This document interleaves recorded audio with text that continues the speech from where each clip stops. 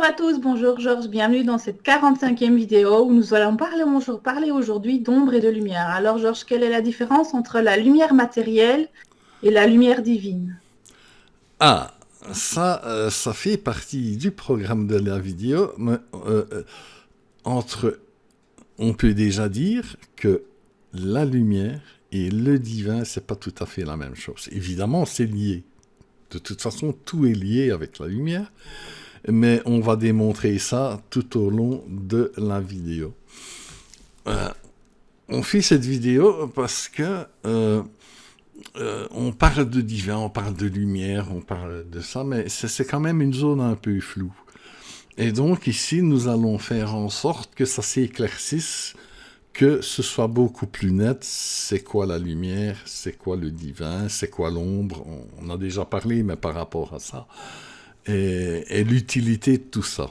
Comment on peut aménager tout ça. Et donc, on va commencer tout de suite par un Un petit petit dessin? dessin.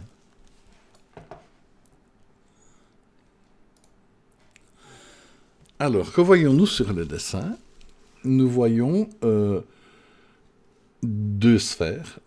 J'ai choisi de mettre des sphères à la place d'un être humain ou un caillou ou je sais quoi, parce que j'avais plus facile. Hein. J'ai qu'à mettre un rond, c'est quand même plus facile. Et donc, mais le rond représente un être humain, son corps, son esprit. Alors, les premières petites données à savoir sur la lumière, c'est que la lumière ne se voit pas. Ça, c'est une chose. Par exemple, on peut prendre l'exemple que tu es un astronaute, tu es dans le cosmos, tu es en dehors de ton vaisseau, tu es dans le cosmos et tu regardes. On va en faire abstraction des planètes et des étoiles, mais sinon, tu regardes, tout est noir. Ouais. Cependant, si tu mets ta main devant toi et que tu regardes, tu vas la voir toute lumineuse. Tu vois? C'est comme quand on voit les astronautes qui chipotent sur la navette spatiale et tout ça, ils sont blancs, lumineux et tout ça, mais pourtant dehors tout est noir. Eh bien, en fait, dans le noir, dans ce qu'on croit être l'obscurité, il y a la lumière. Tu vois? Mm. Mais ça ne se voit pas. Alors, ça c'est la première chose à savoir. Donc, c'est juste un problème d'oculaire et de perception. La lumière est là, mais on ne la voit pas. Tu vois, ça c'est la première chose, ça se dit. Donc tu es dans l'obscurité, et automatiquement on croit, oh je suis loin de la lumière, il n'y a pas. Non, elle est là. Elle est là. C'est juste que tu ne sais pas. Elle est partout, mais on ne la voit pas. On voit pas C'est une question d'intensité. Non, c'est une question de réflexion.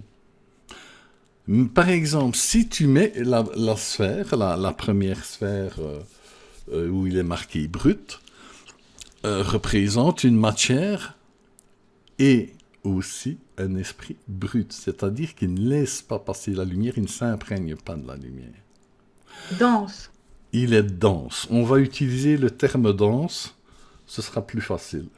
Donc, parce que on verra plus tard c'est quoi un alignement, parce que on parle d'impureté, parce qu'on peut voir ça comme des impuretés qui empêchent la lumière de passer, mais on va voir un petit peu plus loin. Bon. Et donc, qu'est-ce qui se passe? Si tu places un objet dense, comme la sphère qui est là, qu'est-ce qui va se passer? La lumière va se refléter dessus. La lumière va éclairer la surface de la boule dense. Et donc, qu'est-ce qui se passe? C'est un peu comme les boules à facettes, ça vient se réverbérer.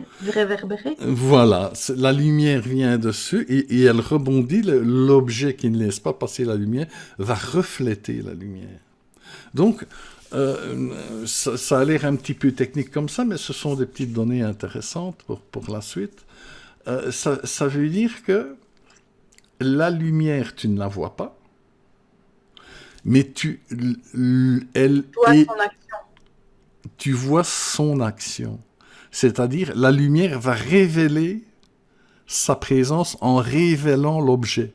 La lumière va révéler l'objet. C'est un peu Voilà. trompeur finalement, parce que c'est très dense, ça ne laisse pas passer la lumière, mais en réalité, tout ce qui brille n'est pas or. Donc ça veut dire que si c'est très dense, c'est que c'est pas forcément lumineux. Ah, tout à fait, on y arrive. Donc, l'objet qui ne laisse pas passer la lumière va refléter toute la lumière. Donc, on peut dire que la lumière révèle la matière et la conscience, et la matière révèle la lumière en reflétant la lumière. Donc, l'observateur va voir que, pour lui, il ne voit pas de lumière, mais il va constater l'existence de l'objet parce que la lumière va l'éclairer, mais l'objet va démontrer l'existence de la lumière en la reflétant. C'est un cercle, pas vicieux, mais c'est un Ouroboros, on m'a dit. Donc, tu vois, l'un révèle l'autre. Ça, c'est une chose. Et il faut savoir une chose, que plus la surface, comme tu disais juste là maintenant, plus l'objet est dense, donc moins il laisse pénétrer la lumière, plus il va la refléter. Et donc, c'est valable pour la matière. On va prendre l'exemple. On prend l'exemple. Si un objet, tu es dehors et tu regardes des pierres, des cailloux, tout ça, bon, et tu vas voir des blocs de quartz, je vais dire, plus ou moins bruts, donc de mauvaise qualité, ils sont très laiteux, ils ne sont pas très transparents, et tu as à côté des morceaux de charbon, de l'anthracite bien gras, avec des coupures bien nettes, là, Eh bien, si tu regardes comme ça, de loin, tu vas voir vraiment le charbon qui lance mille feux, ça fait des éclairs de Ah lumière. ouais. Tandis que le quartz qui va absorber la lumière, comme sur le dessin où j'ai mis évolution, il y a une absorption de lumière, il va en refléter beaucoup moins. Tu vois? Donc, le quartz ne va pas briller de mille feux, rien du tout, ça va être un peu comme des pierres normales. Mais si tu observes bien, le quartz, il est devenu lumineux. La lumière est à l'intérieur et le rend lumineux. Tandis que le charbon, il ne fait que refléter. Donc, ça se voit au niveau de la matière, mais c'est pareil au niveau de la conscience. Une conscience qui absorbe la lumière, plus elle va absorber la lumière, plus elle va être lumineuse, moins elle va briller de mille feux. Tu vois ce que je veux dire?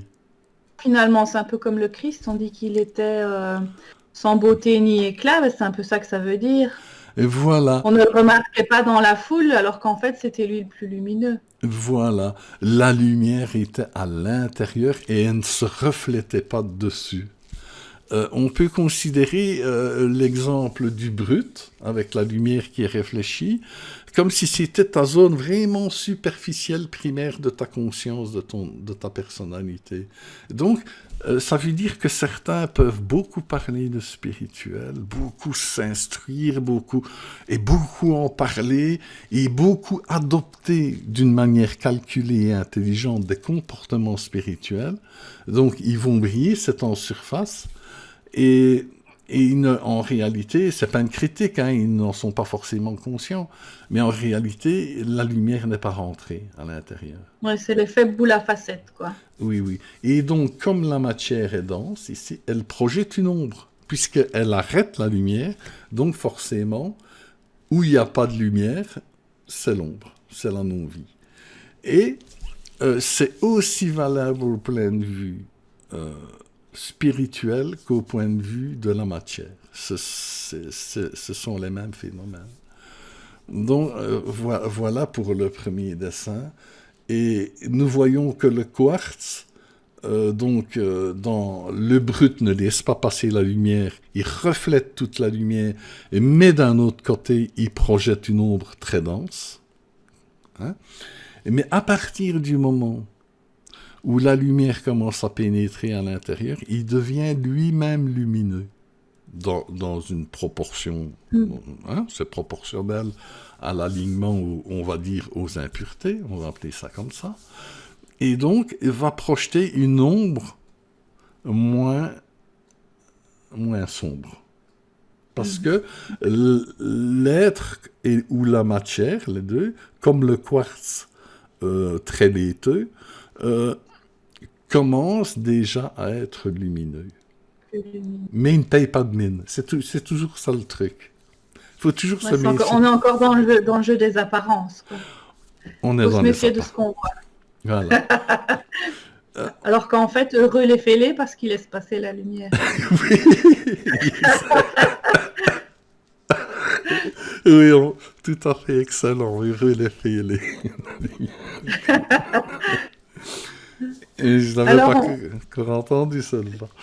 non, hein, pourtant c'est quelqu'un d'assez connu qui Ah l'a non, dit. je ne sais pas. En fait, tu dis souvent que l'ombre est faible, qu'elle attaque jamais de face. Tu sais être un peu plus explicite là-dessus?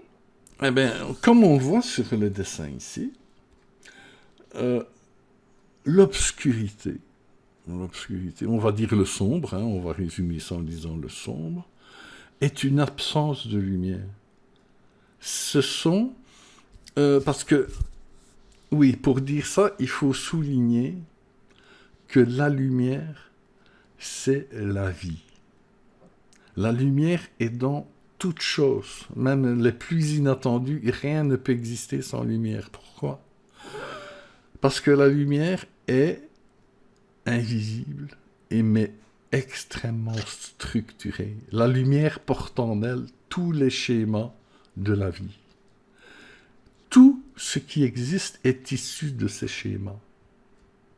Je pense que, bon, c'est parce que la science n'aime pas en parler, mais je pense qu'au stade des recherches où nous sommes dans la science, ils savent déjà que au plus profond où ils peuvent aller, se trouve la lumière. La lumière est alors une lumière, c'est une énergie, c'est quelque chose qui est à l'origine de tout. C'est très structuré et ça a un comportement incompréhensible. Ça peut changer d'état d'une manière qu'on ne comprend pas. Donc ça, c'est la lumière. Ça rejoint un peu Saint-Exupéry qui disait que l'essentiel est invisible pour les yeux. Voilà. Parce que oui, j'allais dire autre chose, mais non. Et donc, oui, tout à fait. C'est invisible, mais c'est l'origine de la vie. C'est la vie. Quelque chose qui arrête la lumière, parce qu'ici, nous sommes dans le monde, ici, nous commençons à parler. On a parlé un peu des principes généraux, mais là, on va plus parler de l'incarnation. Donc, il y a le libre arbitre. Le libre arbitre, donc la conscience peut produire de l'ombre ou accepter la lumière. C'est un choix. La lumière ne s'impose jamais. Donc, si quelque chose dans la conscience empêche la lumière de passer, forcément, ça génère, où la lumière ne passe pas, une zone de mort. On en avait déjà parlé un peu avant. L'ombre, c'est mourant, c'est quelque chose qui meurt. Et c'est extrêmement faible. La lumière, elle a toute puissance, et l'ombre est une feuille qui tombe de l'arbre et qui sèche. Ça n'a aucune puissance. Comme on avait d'ailleurs un peu expliqué dans l'excrément et le tigre, un excrément peut incommoder, il sent très fort, mais voilà, c'est un excrément. C'est une énergie mourante. Ouais. Voilà, c'est mourant et ça ne peut mal. Tu vois? Et si la lumière est partout, pourquoi est-ce qu'on a si peur du noir? Pourquoi est-ce que c'est une phobie chez la plupart des personnes? Ah, ça, nous touchons au bord, on grignote là les petits bords de la programmation. En fait, ça vient de plusieurs choses combinées entre elles, notamment la peur du noir, la peur des prédateurs, il faut se cacher. Hein? Le manque de perception te fait craindre des choses parce que tu ne vois pas le danger arriver de loin, il y a une perte de repère. Cette perte de repère visuel te fait ressentir ce qui est en toi. Donc, peut générer des peurs. Enfin, on ira plus en détail dans la programmation.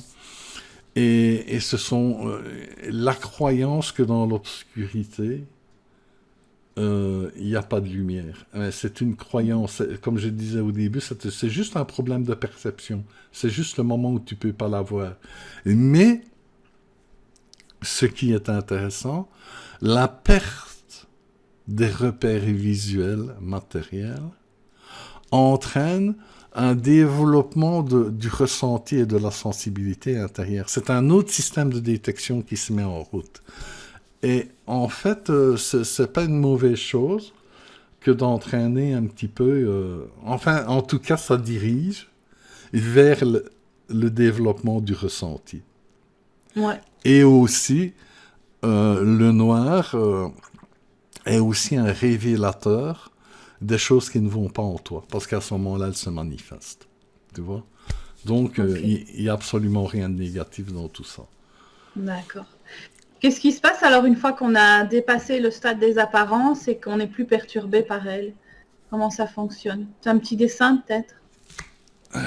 Oui, un petit dessin.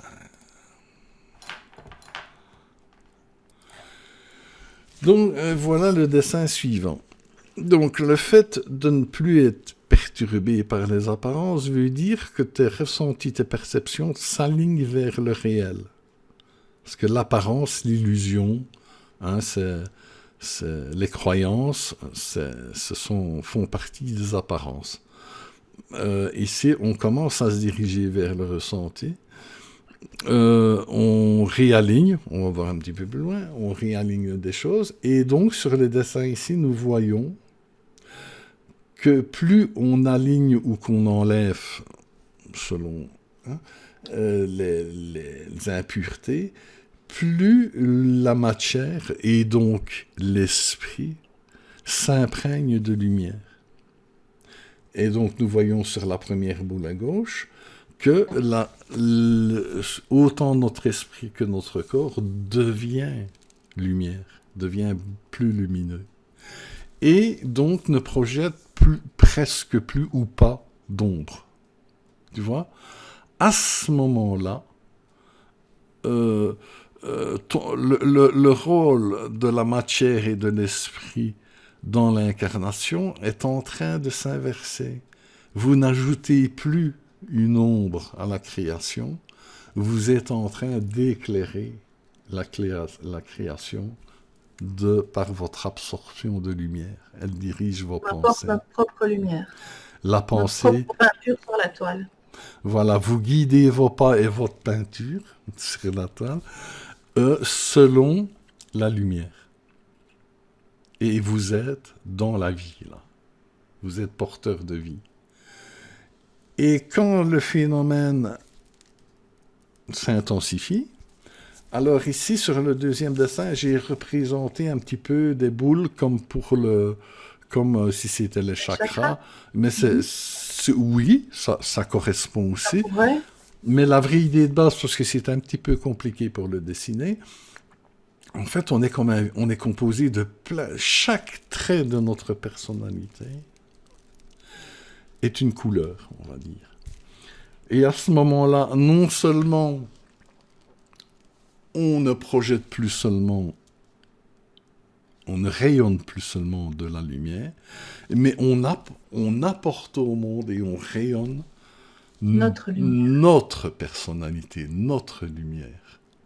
Et voilà, donc nous voyons ici que notre personnalité commence à s'éveiller. Le fait d'être allumé, d'être assez bien aligné avec la lumière, le fait de suivre la structure de la lumière va commencer à mettre en avant ce qu'on va appeler nos acquis déjà, de notre meilleure version de nous-mêmes, commence à prendre place dans notre conscient, devient nous. Tu vois? Et donc j'ai représenté ça par une sphère lumineuse, mais avec des couleurs qui commencent à se distinguer dedans. C'est la personnalité, c'est ça? C'est la personnalité. On va tout de suite passer à un autre dessin où j'ai repris les 5 stades, on va dire. Hein. Ouais. Voilà, donc sur ce dessin, ben, on voit la première, la matière brute, dense, non alignée, et puis on voit la deuxième, la troisième, la quatrième, qui sont une représentation, hein, c'est une représentation de ce qui se passe quand la matière, ou l'esprit, commence à absorber sa ligne sur la lumière et commence à être lumière, être en tout cas habité par la lumière. Et donc, on voit ici, plus on avance, eh bien, plus les couleurs de la personnalité sont apparentes. Et non seulement apparentes pour toi, tu commences à rentrer dans le je suis, tu sors de la conformité, de comment il faut être et tout ça, et tu es dans le je suis, donc tu es d'autant plus lumineux, et tu apportes au monde non seulement la lumière, mais ses effets. Donc, les polarités, que voilà une bonne question. On fait bien de souligner les polarités parce que c'est important. Il faut savoir une chose, c'est que il y a les vraies polarités et il y a les fausses polarités. Là, nous touchons au monde de l'incarnation, nous touchons au monde de l'illusion. Les vraies polarités existent dans la nature, c'est ce que j'appelle le monde réel, c'est le monde naturel, le monde spirituel, que le monde naturel découle du monde spirituel, bon, c'est le monde réel. Il y a des lois, qu'on va dire plutôt, il y a des principes, et le principe des polarités est à la base de tout. On le retrouve partout. Une vraie polarité, par exemple, c'est masculin-féminin. Tu vois ? On a dit positif-négatif. Le mot négatif, le mal n'existe pas dans le spirituel. Il y a deux choses complémentaires. C'est comme l'électricité, il y a le positif et le négatif. Ça ne veut pas dire qu'il y a un mauvais côté. C'est deux flux de nature différente, enfin un peu différente, qui se complètent. Tu vois ? Donc l'événement est neutre, c'est un peu comme l'arachnophile et l'arachnophobe, quand on a déjà parlé dans une vidéo précédente. C'est ce qu'on en fait qui compte, c'est pas l'événement, lui, est neutre. Voilà, les choses sont ce qu'elles sont et elles ont leur raison d'être. Tu vois, elles ne sont ni négatives ni positives. En fait, l'être humain a inventé le mal et le bien. C'est une invention de l'être humain. Vous allez voir, on en a inventé pas mal d'autres. Et évidemment, on va me dire, ah oui, mais le mal, je vais me brûler, c'est le mal. Non, c'est un signal d'alarme qui te protège. La douleur. Elle te prévient que quelque chose ne va pas si de toi-même tu ne t'en es pas aperçu. Et elle va être de plus en plus violente si par exemple je pose ma main sur un feu, je vais avoir légèrement mal là tout de suite, mais si j'insiste que je ne bouge pas, mon système de défense va faire en sorte de vraiment m'obliger à retirer ma main. La douleur va être terrible, il faudra que je retire ma main. Ça va surpasser ma conscience, tu vois ? Je vais devoir retirer ma main. Donc, de ce mal, de cette douleur, nous avons inventé du principe de bien et de mal, en déterminant ça me fait mal, ça m'est désagréable, mais ça, j'aime bien, c'est agréable. Et on a inventé le bien et le mal. Mais on en a même fait des religions. On en a même fait des religions. C'est la base de beaucoup de choses. Mais ce sont des polarités inventées, contrairement à la polarité, je vais dire spirituelle, qui, elle, ne contient pas de bien ou de mal. Et ça mène à la culpabilité, toute cette polarité négative. Ah oui, la culpabilité, c'est...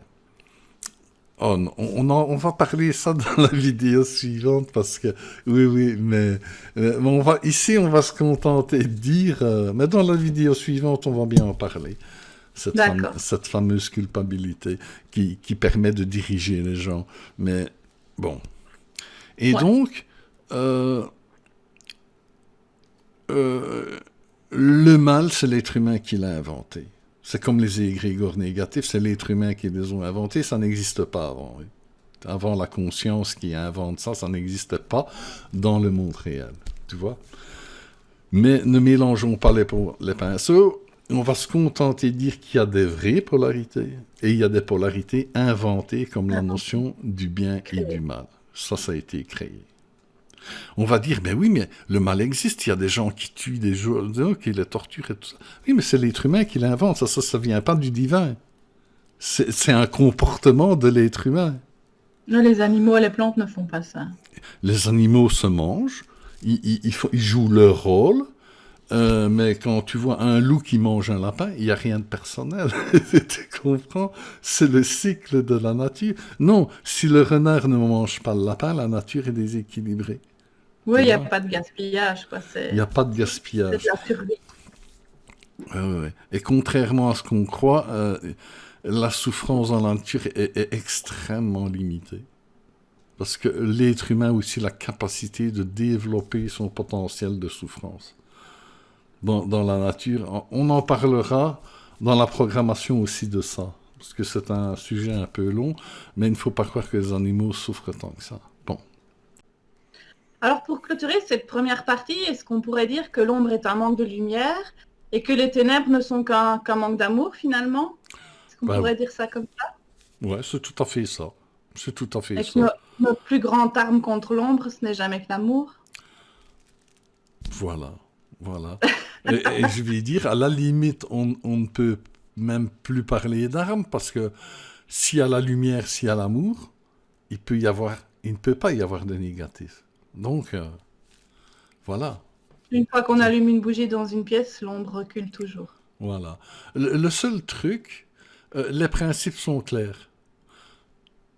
L'obscurité, c'est l'absence de lumière. C'est extrêmement faible, ça meurt, c'est zéro en fait.